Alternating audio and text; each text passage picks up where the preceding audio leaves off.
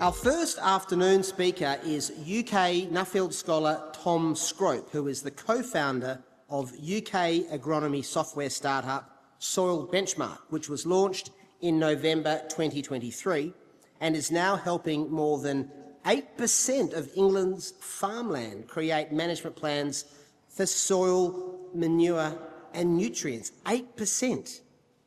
That's a pretty impressive outcome for a startup that kicked off in 2023. Amazing. Tom is currently a Nuffield Farming Scholar researching structures that help farmers share knowledge and adopt better soil practices at scale. For the last 5 weeks, he's been visiting Australian farmers, grower groups, agronomists and RDCs to explore what the UK can learn from local wisdom here. Tom will share his findings, which identify successful soil health initiatives across Australia, the UK and the EU. Please welcome Tom. Hi, thank you very much for that introduction. So as I said, I'm a Nuffield Scholar over from the UK, and I just want to talk through a few different global perspectives I've seen on my travels of schemes that are driving soil health, and then I guess relevant to today's theme, what farmers are having to do to take part in those. So, I guess the material for today comes from two things that just been mentioned there. So this is a few of the photos from my Nuffield travels over Australia in the last few weeks. I've been through WA and up the East Coast as well, talking to farmers and agronomists, extension agents, grower groups, researchers, policymakers. It's been pretty brain-frying few weeks actually, so I hope I make some sense today. And really looking into what initiatives and groups actually drive adoption of better soil management on the ground, what actually helps change farmer behaviour rather than just kind of talking shop things. The other thing, as mentioned, I run a software startup back in the UK. We started about 15 months ago, so I'll speak to a bit of that as well. And that's very linked in with the UK's changed subsidy scheme that was mentioned right at the start of today. So I'm going to start with that and start with the UK actually before looking at some of the other places I've been to around the world and what's driving good soil management back at home for me. I guess the context, we're obviously very different climate and soils to you here, much younger soils, mostly formed after the last ice age. Organic matter levels of 3-4% would be pretty ordinary at home. I guess that's actually probably down just to our geography. I'd say soil management practices at home are probably less good. Good soil management is less widespread back in the UK than here in Oz. I guess that seems to me to be for two reasons. One is our rainfall. You can see, I don't know if you can see the colours here. This is an average rainfall map for the UK, and you might not be able to see the scale, but what's deemed brown and incredibly low rainfall in the UK is 600 mils a year. I was looking back, the last time I remember farmers moaning to me about a drought was, I think, 2022 in the UK, and in East Anglia, down at the bottom here. And I looked back what the actual rainfall had been that year, it was 450 mils. So younger, fertile soils, basically farmers can get away with poorer soil management at home. You're not going to lose a crop in the way that you would here. I think the second thing is actually a function of the fact that we've had subsidies in the UK and through the EU, well, we remember, and still after we've left, since the Second World War. And really that's put a floor on, it's kept farms with poor soil management in business, basically, in a way that in Oz they would have gone out of business in one of the droughts. So I think that those two things combined have meant that we haven't had those structural forces driving good soil management that you've had here. You've got bigger farms, probably more interested in optimizing soil management. Actually, wherever I've traveled in the world, it sort of sounds a bit odd sometimes to UK ears, but bigger, more professional farms who are doing it full time generally seem to have better soil management than kind of part-timers or people, doing a bit of work off farm. That's definitely been my impression. Things are changing. We've had the subsidy schemes since the war all across Europe have largely been aimed originally at food production, but they've been pretty crude and largely based on the more land you farm, the more money you get. A very simple equation without you having to do very much to prove it. That was largely just to encourage farms to produce as much as possible. Europe was pretty scarred by hunger in the war, and they didn't want it to happen again. Post-Brexit, the UK government has changed that. They're trying a fairly radical new way, as was outlined earlier today, called the Sustainable Farming Incentive. And so pretty much the whole of the old budget that you just got paid money for farming has now gone. And they've replaced it with a scheme where the government will pay you for things they describe as public goods. So that's like providing clean water, biodiversity, carbon sequestration, basically all the kind of environmental stuff other than food production that the public in the UK at least wants. So for instance, at the bottom level farms, any farm in England where this has been rolled out first can get £6 a hectare, so that's what, 12 Aussie dollars for creating an annual plan about how they're going to improve soil management field by field, paddock by paddock. It's £73 a hectare for no-till farming, £163 a hectare for using cover crops, and up to, I think, the top paying action, you get £739 a hectare, which is nearly 1,500 Aussie dollars a hectare for planting flower-rich mixes that encourage, bumblebees and things like that. So it's a, really kind of completely different system to what you have here and actually to what exists all across Europe. And we kind of might think it's a bit of a crazy scheme, but on the government's perspective, it is working. They're getting such big sign-up. Actually, more than a third of farms have signed up within a year. They've had to pause the scheme because they've already allocated the whole budget. So unsurprisingly, it's been pretty popular when you get $1,500 just to plant to grow flowers. In terms of, I guess, to the kind of what this conference is looking at, the data farms need to provide for that. It's really things like risk maps, more soil samples, but particularly it's just kind of records, either photographic or in your farm management system, of what you've been doing.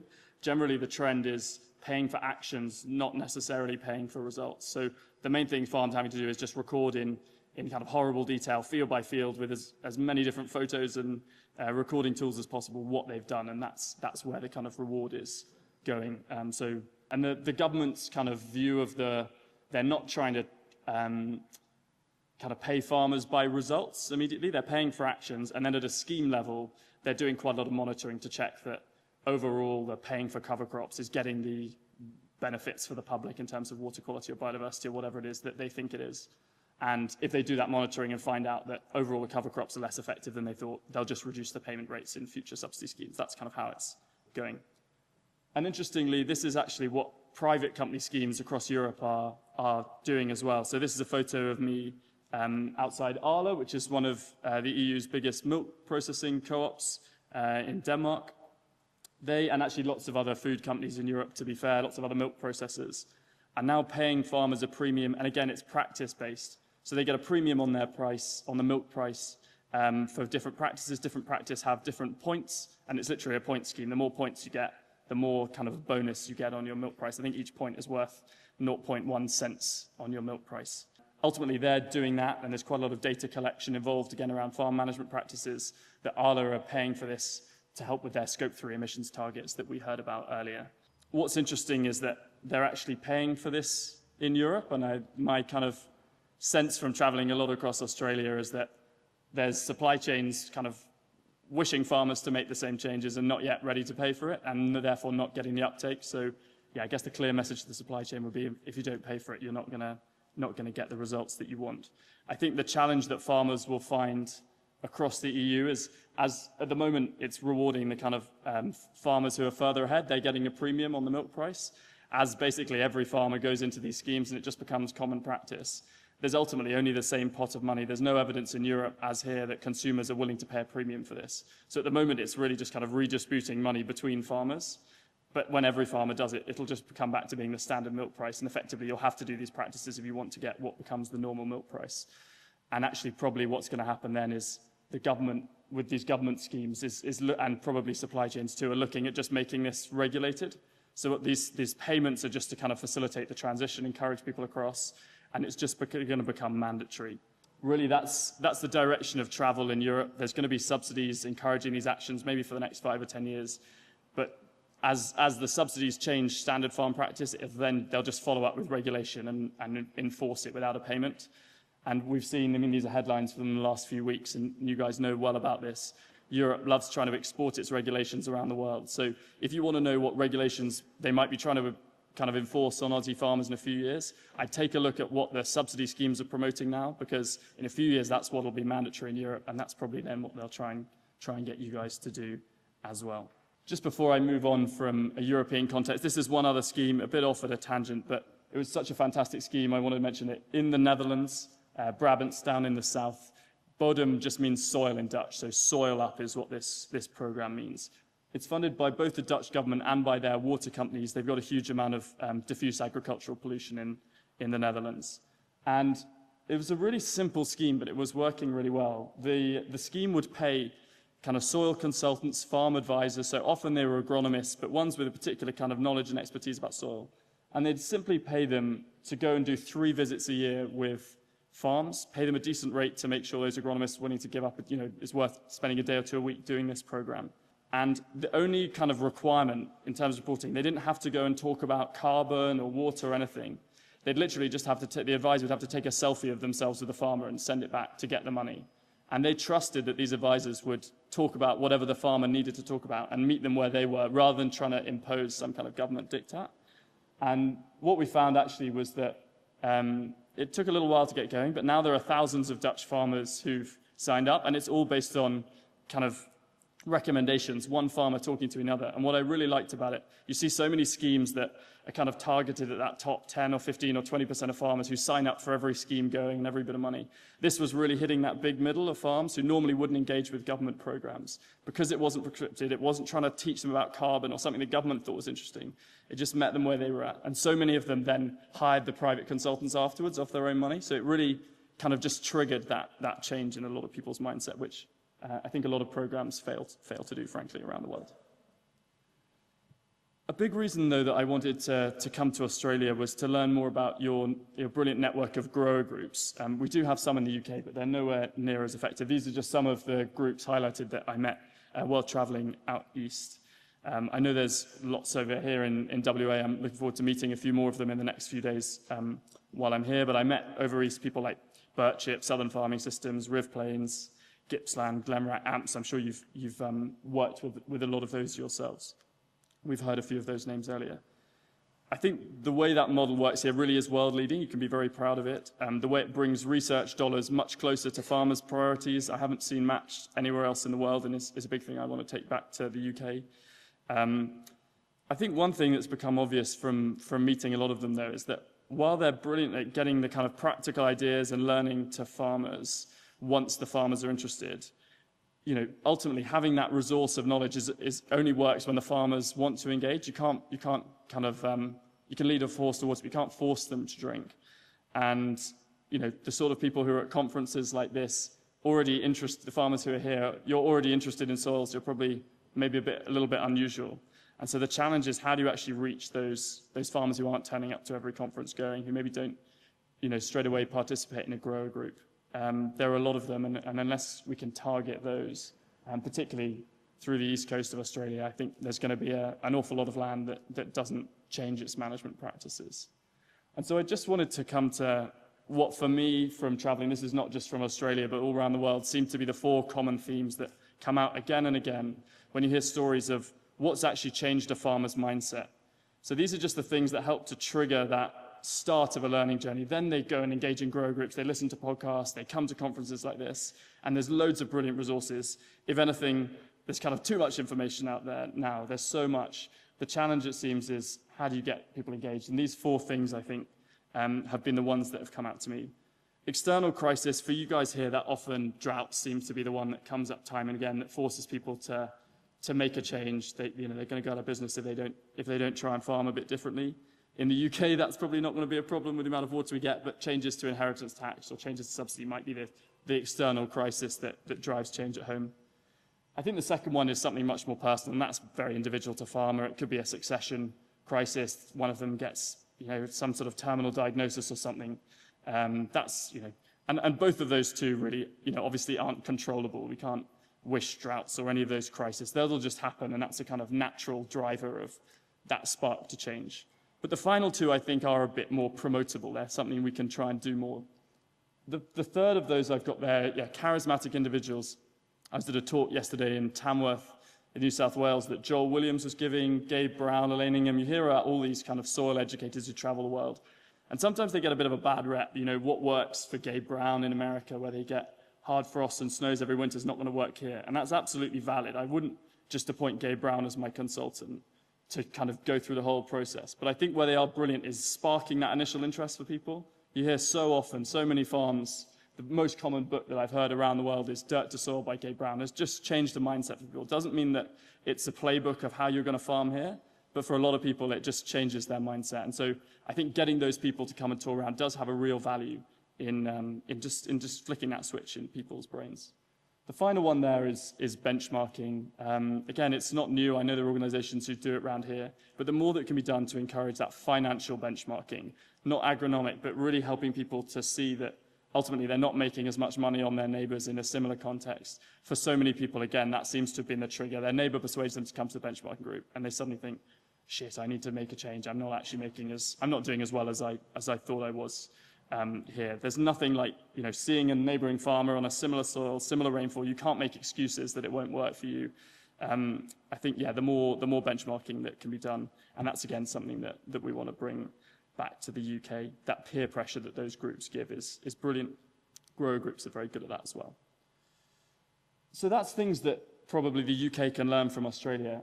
I think this slide speaks to something that I think both Australia and the UK can learn from, and this is from Argentina. This is actually a photo taken while I was on my honeymoon. My wife wasn't particularly impressed that I ended up doing Nuffield research when we were supposed to be having a sort of romantic time together. But I got chatting to one of the gauchos on the estancia we were staying on, and he was telling me all about this amazing organization that his friend works at called CREA. I don't know if any of you have come across it. I haven't heard many people in Oz who've heard of it. It's a brilliant organization with hundreds of local benchmarking groups all across Argentina. And it's been a massive driver of changes in management practices, adoption of no-till, all sorts of things. You keep on hearing CREA come up as the thing that really shifted the dial there in Australia. The reason they differ from kind of Aussie grower groups or benchmarking groups is two things, really. The first is in terms of methodology. They have a really strict methodology they've developed, which often takes people, the first meeting to get into, but then they really embrace. So there's a maximum of 12 members per group. Everyone is expected to turn up every month, and they're hosted by one of the members. So everyone hosts once a year. And they do the kind of normal farm tour when they start, and then it gets a bit different. The host farmer will take an hour, and they've had some slides that our facilitators help them prepare, and they'll talk through. No one asks any questions. They just present in their words, in their opinion, what's going well, what's not going well, with financial numbers on their farm.